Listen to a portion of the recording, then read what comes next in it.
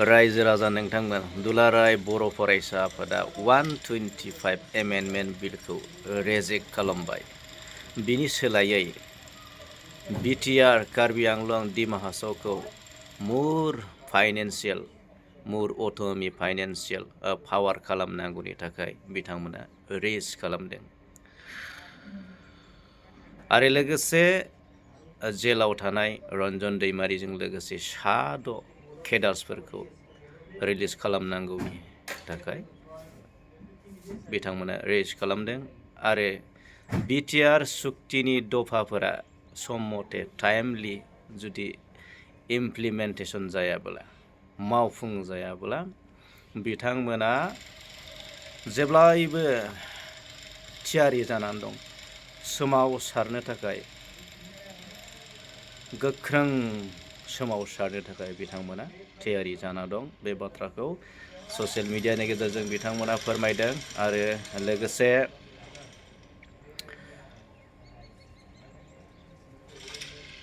BKW बर' autonomous काउन्सिलनि जिथुनाखि आद्रा थानाय खामानिखौ मावफुंनांगौ, लोगोसे इलेक्सन खुंनो थाखाय बिथांमोना दाबि दैखांदों। आरो लोगोसे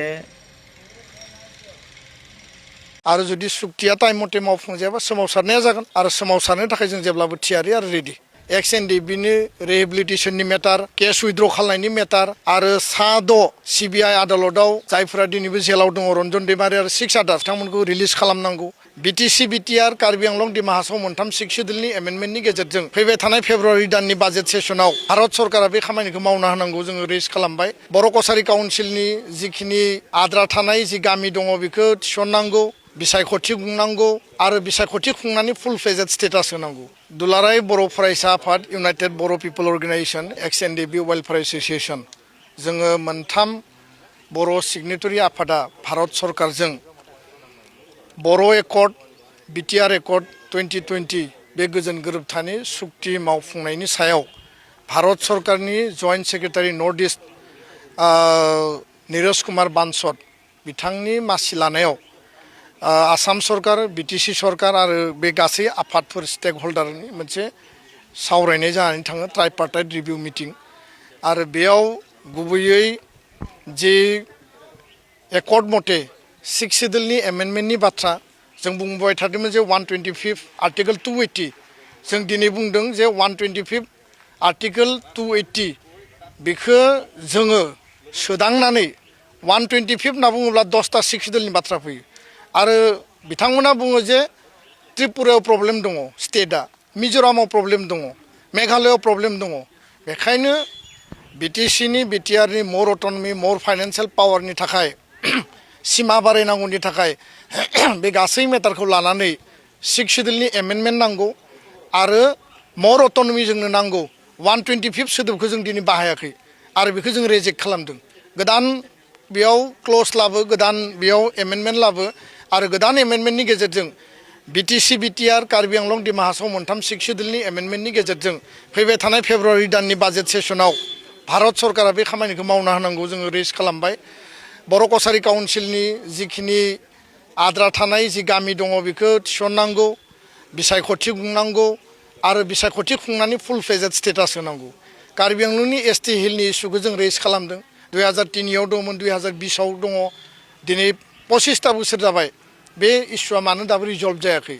आरो मोनद' हारिनि मेटारखौ जुदि माने मुभ खालामदोंबा कार्बि आंलंनि कार्बि आरो बर'नि एसटि हिल आरो प्लेननि इस्युआ जिहेथु जों एसटिखा, आसामावसो बियो माने बाइफार्केसन जादों। बे खामानिखौ मावनांगौ होननानै जों बुंदों। स्कुल प्रभिन्सियेलाइजेसननि खोथाखौ जों रेज खालामदों। रनज पेगुनि चेयारमेनशिपआव बिटिसि काउन्सिल, बर' कसारि काउन्सिल, आसाम सरकार, ABSU, NDFB, UBPO आरो बर' थुनलाइ आफाद जथायै जोङो सावरायनो थाखाय दाबि दैखांदों।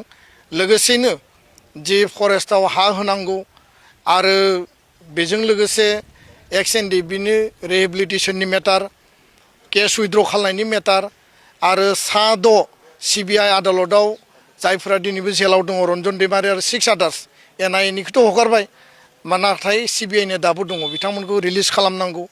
बेखौ जोङो दिनै दाबि लाखिदों।